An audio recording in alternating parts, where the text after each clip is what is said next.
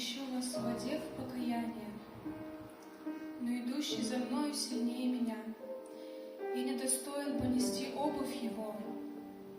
Он будет крестить вас Духом Святым и огнем. Лопата его в руке его, и он очистит гумно свое и соберет пшеницу свою в житницу, а солому сожжет огнем неугасимым.